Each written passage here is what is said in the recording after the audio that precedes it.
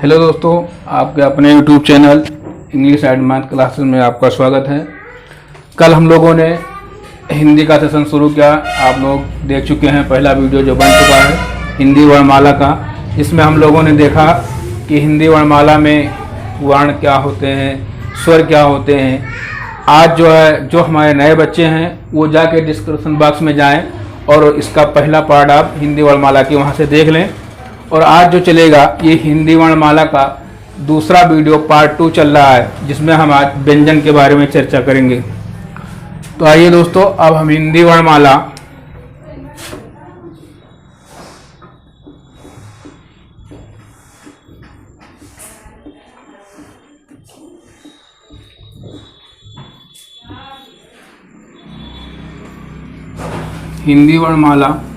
Part 2 चल रहा है व्यंजन।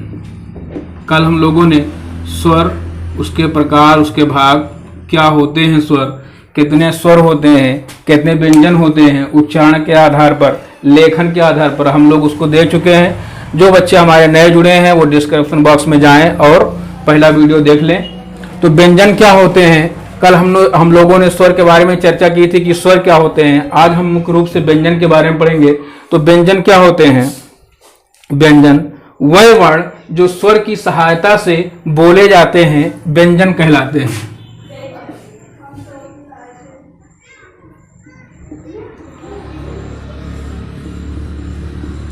स्वरों की सहायता से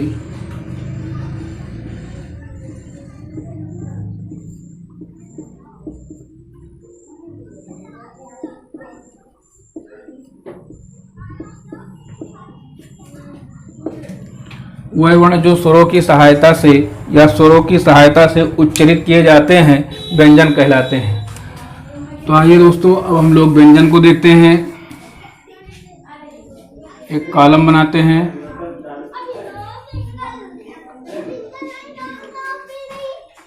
क, ख, ग, घ, ङ,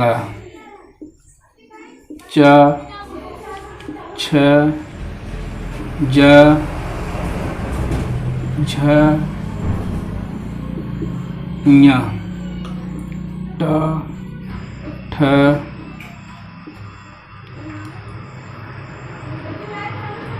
ठ, ग, ढ, ण, त, थ, द, ध, न, फ, ब, भ, इसको हम देखेंगे और इसको वर्ग बनाए कैटेगरी में बांटेंगे। जिसे इसको कहते हैं का वर्ग, चा वर्ग, टा वर्ग, ता वर्ग, पा वर्ग। अब देखेंगे हम इसको नंबर कर लेते हैं 1 2 3 4 5, यानी 5 क ख ग घ अंगा, यानी 5 10 15 20 25 वर्ण। ये 25 वर्ण आपके व्यंजन हैं। आज हमको इनके बारे में मुख्य रूप से समझना है। बेसिक चीज वर्णमाला का चल रहा है, जिसमें हम देखेंगे ये क ख ग घ अंगा, ये का वर्ग, चा छा जा झा या चा वर्ग, टा ठा डा ढा डा टा वर्ग, ता था दा धा ना ता वर्ग, और पा फा बा भा मा पा वर्ग। इसके बारे में हम चर्चा करेंगे। और हम मुख्य रूप से जब इन वर्णों का उच्चारण करते हैं तो हम अपने मुख से जब उच्चारण करते हैं तो जहां जहां से टकराते हैं, मुख्य रूप से 5 जगह से, इसको हम बताएंगे कैसे इसको रट्टा नहीं मारना है, कैसे हम इसको बोल करके, इसको उच्चरित करके हम समझ जाएंगे कौन सा वर्ण, कौन सा व्यंजन, कौन से वर्ग का है और कौन से कंठ है, तालव्य है, मूर्धन्य है या दंत है। इसको हम वैसे समझ लेंगे, रट्टा नहीं मारेंगे। हम लोगों ने दोस्तों पहले पढ़ा होगा ब्लैक बोर्ड पे, का से कबूतर, खा से खरगोश, गा से गमला, घा से घड़ी, अंगा माने कुछ नहीं। मगर आज हम फिर व्हाइट बोर्ड पर वही चीज पढ़ रहे हैं इस लेवल पर आके, और आज हम इसका पैटर्न थोड़ा देखेंगे अलग। का से कबूतर और खा से खरगोश नहीं पढ़ेंगे, हम पढ़ेंगे का से कर, खा से तब खा। पहले कर तब खा, उसके बाद फिर आनंद की घड़ी आती है, थोड़ा गा ले। उसके बाद घा से यहाँ पे लिमिटेशन दे दिया गया कि गाने का भी एक समय होता है। अगर आप घा से घड़ी का इस्तेमाल नहीं करेंगे गाने में तो अंगा माने कुछ नहीं, फिर आपका कुछ नहीं बचेगा। इसलिए इसका जो संकेत है का वर्ग का कि पहले कर तब खा, उसके बाद गाने का आनंद का एक लिमिटेशन होता है जो घा से घड़ी होता है। अगर हम लिमिटेशन क्रॉस करते हैं तो अंगा माने कुछ नहीं बचेगा। तो अब इसको हम देखते हैं कि ये कौन से वर्ग, तो हम क्लियर कर चुके हैं का वर्ग। अब यहां से अगर सवाल निकल के आते हैं तो सवाल अगर पूछ लिया जाए कि खा कमा गा, खा कमा गा किस वर्ग के व्यंजन है या वर्ण है? ऑप्शन में आएगा का वर्ग, चा वर्ग, टा वर्ग, पा वर्ग। तो आपको अब यहां रट्टा नहीं मारना है, ये वर्ग आपको याद रखना है।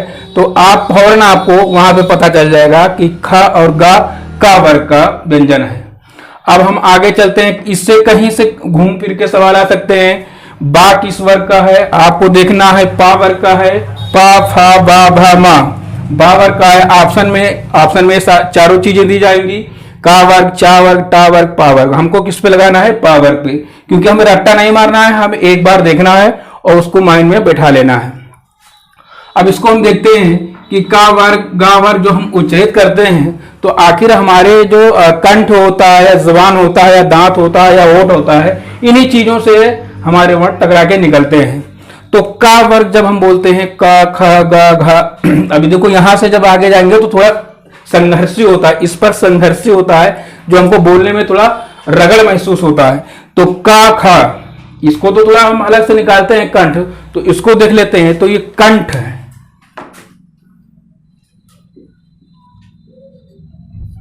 कंठ। अब इसको आप बोलिएगा तो आपके जो आवाज निकलेंगे, जो आपका ध्वनि निकलेगी, जो ध्वनि ना तो आपके ओठ से टकराती है, ना आपके दंत से, ना तो आपके कहीं जो दांत से या आपके तालू से भी नहीं टकराती, सीधा सीधा कंठ से निकल रहा है का खा। आप बोल के इसको जो है अपना प्रैक्टिस कर सकते हैं और आसानी होगी समझने में। जब बोलिएगा आप इसको का खा गा घा अंगा, तो सारी चीजें कंठ से निकल रही हैं। अब दूसरा हम देखेंगे चा वर्ग को, इसको हम ऐसे बोल के ही पकड़ेंगे, हमें रटना नहीं है कि का वर्ग का खा गा अंगा और उसके बाद इसको कंठ कहते हैं। इसको हम ऐसे रटना नहीं, ऐसे बोलेंगे उसके बाद हम पकड़ ले जाएंगे कौन सा किस वर्ग का है, और कंठ है, मूर्धन्य है, तालु है, कैसा है उसको हम पकड़ लेंगे। अब इसको देखेंगे चा छ, हम बोल के भी पकड़ेंगे, समझेंगे कौन से वर्ग का है। चा छ जा झ या, यहाँ पे हम देखते हैं जो हमारी जबान है, जो हमारे जो दांत के ऊपर प्लेट है उसमें हमारी जबान जाके टकराती है, जैसे चा। अब देखिए हमारी जबान का अगला भाग जो होता है वो जाके ऊपर टकरा रहा है, च छ ज झ। तो अब यहाँ पे ये क्या हो जाएगा? तालव्य हो जाएगा, यानी चा वर्ग के सारे वर्ण तालव्य हैं, क्योंकि हमारे तालु से जाके टकरा रहा है।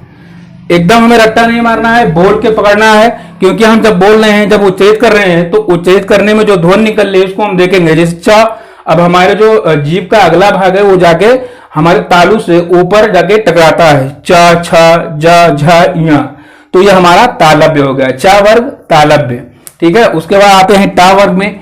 टा वर्ग में देखेंगे ट ठ ड ड णा। अब इसमें हम क्या देखते हैं कि जो हमारी तालु है, तालु से तो जबान हमारी अगला भाग टकराता है, पर टकराने के बाद हमारा जबान का अगला भाग मुड़ जाता है। जैसे टा आप इस्तेमाल करिए, बोलिए टा। जब आप इसको प्रैक्टिस करेंगे, उसको बोलेंगे, तभी आप ज्यादा समझ पाएंगे। जैसे टा हम बोले तो जबान का अगला भाग हमारा मुड़ रहा है, इसलिए ये क्या हो गया? टा वर्ग मूर्धन्य हो गया। क्या हो गया?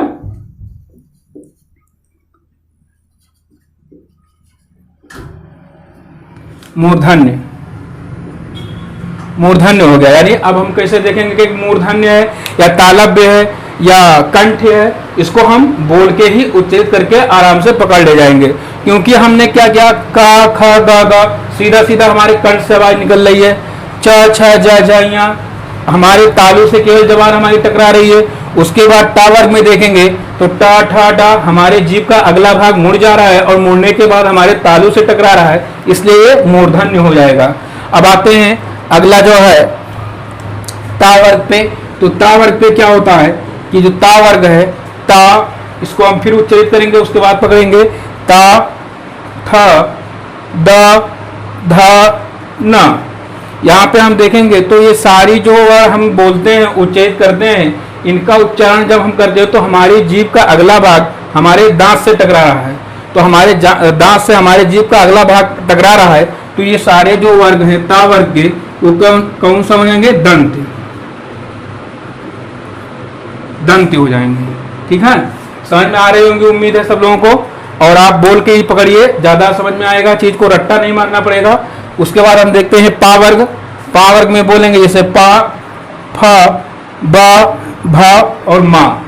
इसको हम देखते हैं कि जब हम इसका उच्चारण करते हैं तो ना तो हमारे तालु, हमारे कंठ, यहाँ पे हमारे दोनों ऊपर और नीचे के होठ आपस में मिल रहे हैं। जैसे पा, अगर कोई एक होठ पकड़ ले उसके बाद कहे बोलो पा तो नहीं बोल पाएगा, क्योंकि हमारे दोनों होठ जब तक मिलेंगे नहीं तब तक इन पा वर्ग का उच्चारण नहीं हो पाएगा। तो कैसे बोलेंगे? पा, फा, यानी हमारे दोनों होठ आपस में मिल रहे हैं तभी हम जाके इन वर्णों का उच्चारण कर पा रहे हैं। तो पा वर्ग जो हो जाएगा यानी हमारे दोनों ओठ से टकरा रहे हैं, इसलिए ये ओष्ठ हो जाएगा, ओष्ठ।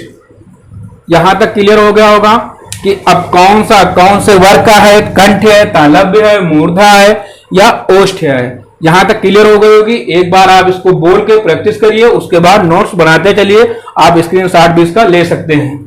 तो इतना चीज क्लियर हो गया होगा। यहाँ पे का वर्ग है पूरा, ये चा वर्ग। इसको याद करने का एक तरीका है, इसको आप कचट तप, एक ट्रिक से आप याद कर सकते हैं। कचट तप, कचट तप यानी का वर्ग, चा वर्ग, टा वर्ग, ता वर्ग और पा वर्ग। कचट तप से हमारे सीरियल है यानी का चा टा तप। कचट तप यानी का वर्ग, चा वर्ग, टा वर्ग और ठा वर्ग, ता वर्ग और पा वर्ग। तो यहां तक क्लियर हो गए होंगे। आपको ये चीजें भी क्लियर हो गई, इसको रटना नहीं है। आपको क्या है, वर्णों का उच्चारण करना है और उच्चारण के आधार पे ही हमें पकड़ लेना है कि कौन मूर्धन्य है, कौन ओष्ठ है, कौन तालव्य है और कौन कंठ है। ठीक है, यहां तक क्लियर हो गई होंगी चीजें। अब आगे बढ़ते हैं। अब यहां पे सवाल कैसे आएगा? अगर सवाल आ जाए कि बताइए,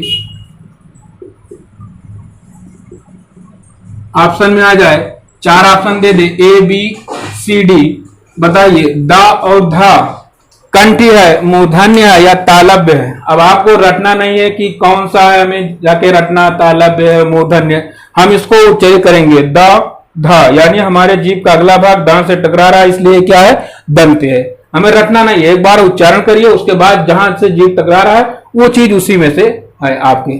तो यहां तक उम्मीद है आपको क्लियर हो गया होगा। अब आगे बढ़ते हैं। लगे हाथ इसी वक्त एक और चीज बता दे रहे हैं, बहुत ही इंपॉर्टेंट चीज आपको इसी में क्लियर हो जाएगी। इसमें घोष और प्राण, घोष दो प्रकार के होते हैं, अघोष, सघोष। तो जो प्राण होते हैं इसके भी 2 प्रकार हैं, अल्पप्राण और महाप्राण। अल्पप्राण और महाप्राण, अघोष और सघोष। इसी चीज में हम इसको भी क्लियर कर दे रहे हैं। आपको एक ही वीडियो में सारी चीजें मिल जाएंगी, बार बार रट्टा नहीं मारना रहेगा, यानी सारी चीजें आज यही क्लियर हो जाएंगी। तो हम देखते हैं घोष कितने प्रकार के होते हैं। 2 भाग होते हैं घोष के, और प्राण के 2 भाग होते हैं।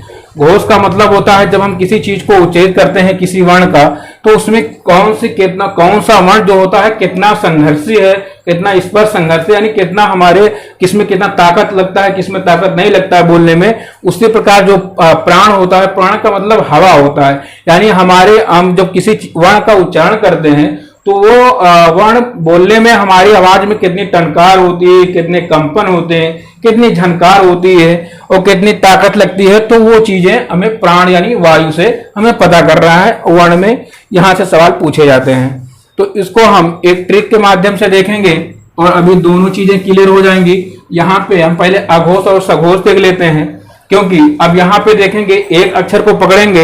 यहाँ पे आप नंबर तो देख ही लिए हैं, नंबर किया गया है 1 2 3 4 5। अब यहाँ पे देखें अघोष आ, यानी अगर हम हिंदी वर्णमाला में देखें, हिंदी अल्फाबेट में देखें, तो आ सबसे पहले है। आ सबसे पहले ये पकड़ने का ट्रिक है बच्चों, क्योंकि हम इसी से पकड़ेंगे, सारी चीजें याद नहीं कर सकते, तो एक अपने तरफ से ट्रिक लगाएंगे कि कैसे हम पकड़ेंगे। तो इसमें घोष में 2 प्रकार के होते हैं, एक अघोष एक सघोष। तो जो आ है, इसका मतलब आ का मतलब आ गया सबसे पहला, यानी इसमें से पहला और दूसरा, यानी हर वर्ग का पहला और दूसरा वर्ण या अक्षर क्या होता है? अघोष।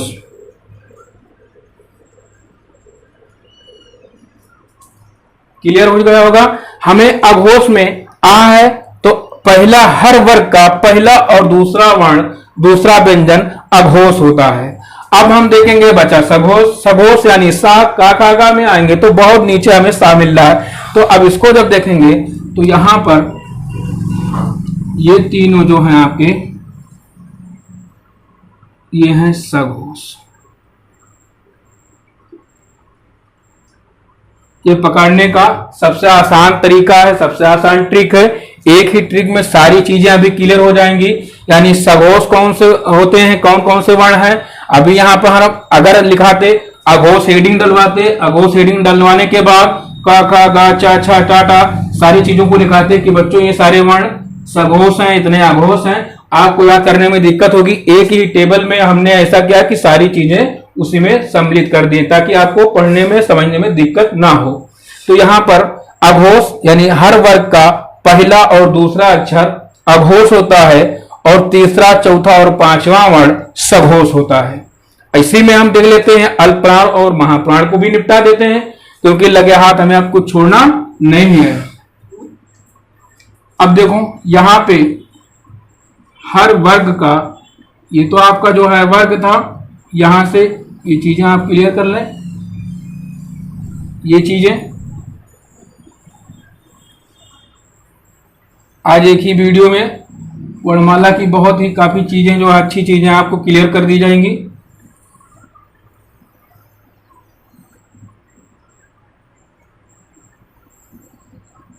ये हो गई। अब हम देखेंगे कि अल्पप्राण और महाप्राण क्या होते हैं। तो अल्पप्राण और महाप्राण जो होते हैं वह हर वर्ग का पहला वर्ण अल्पप्राण होता है।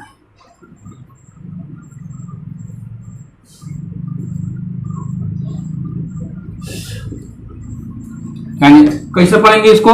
अल्पप्राण महाप्राण, अल्पप्राण महाप्राण, अल्पप्राण। इसी तरीके से दो पहला, हर वर्ग का पहला और दूसरा अक्षर आपका अघोष हो गया, तीसरा, चौथा, पांचवा सघोष हो गया।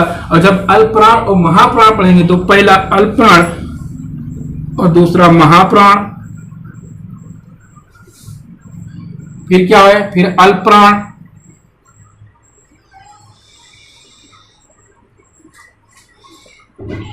और महाप्राण,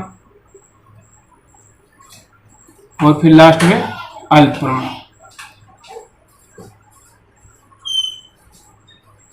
एक ही वीडियो में सारी चीजें क्लियर हो रही हैं। आप देखेंगे पहला हम वर्ग पढ़ लिए, का वर्ग, चा वर्ग, कौन सा है, कंठ है, तालव्य है, मूर्धन्य है, दंत, ओष्ठ। उसके बाद हम इसी वीडियो में अघोष और सघोष को भी क्लियर कर दिए हैं। उसके बाद अल्पप्राण और महाप्राण भी क्लियर कर दिए हैं। यहाँ पे सवाल कैसे पूछेगा, अगर मान लीजिए आपको पूछ रहा है टा वर्ण जो है क्या है, ऑप्शन में दे रहा है अल्पप्राण अघोष, अल्पप्राण सघोष, खाली अल्पप्राण या महाप्राण, तो आपको अब ऑप्शन में आप देखेंगे अल्पप्राण भी है, टा आपका अल्पप्राण भी है, अल्पप्राण अघोष भी है, अल्पप्राण सघोष और अल्पप्राण भी है। यानी 4 ऑप्शन। अल्पप्राण महाप्राण नहीं है, ये महाप्राण नहीं है। तो हमें ऑप्शन में एक ही सवाल के कई जवाब मिल रहे, क्योंकि जो एक वर्ण टा है ये एक तो अल्पप्राण है, दूसरा ये अघोष भी है, और तीसरा ये मूर्धन्य भी है, और चौथा ये टावर का पहला वर्ण भी है। यानी यहां से एक ही मास्टर वीडियो इसको कह सकते हो आप, ये मास्टर वीडियो है, क्योंकि एक ही चीज में, एक ही वीडियो में आपके एक वर्ण के 5 क्वेश्चन क्लियर हो रहे हैं। कोई भी आप यहां से वर्ण पकड़िए, उसके 5 क्वेश्चन बनेंगे। मान लीजिए इसको अगर हम देखें, ये जो आखिरी वाला वर्ण है, ये जो है इसको नासिक की व्यंजन भी कहते हैं।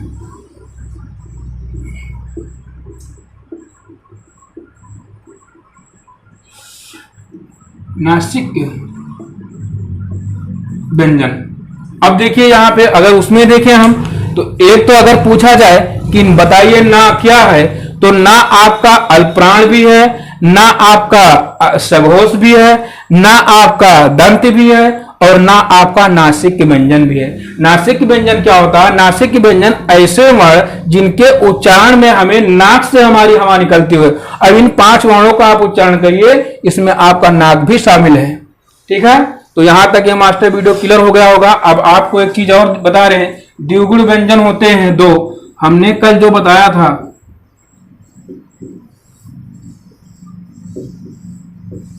द्विगुण व्यंजन जो आपके होते हैं ढा और ढा। ठीक है दोस्तों, इतना चीजें क्लियर हो गई होंगी। यानी अब हम कल व्यंजन की जो संख्या हमने एक जगह 45 में 35 बताया था, और एक जगह और जो है उच्चारण और लेखन के आधार पर दोनों जगह व्यंजन हमने 35 बताया था, तो एक जगह 39, तो उसको भी हम इसी वीडियो में क्लियर कर देंगे। क्योंकि कल हमने स्वर को क्लियर कर दिया था, आज हम पूरी तरीके से व्यंजन को क्लियर ही कर दे रहे हैं।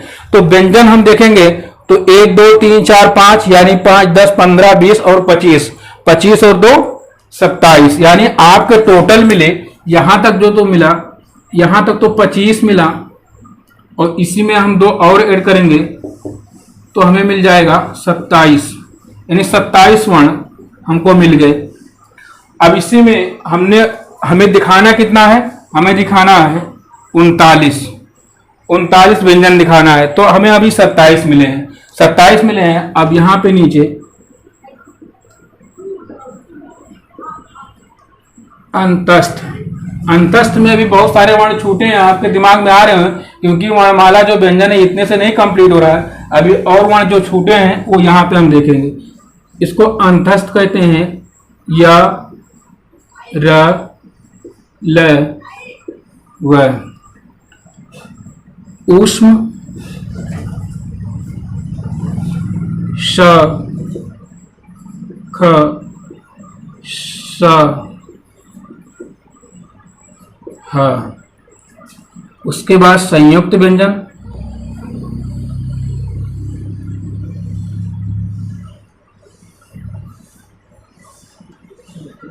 छ त्रि ज्ञ और स्रा। अब जो अंतस्थ व्यंजन है, या र ल व, ऊष्म व्यंजन है श ख श ह, और संयुक्त व्यंजन है जो आपके छ त्रि ज्ञ और स्रा।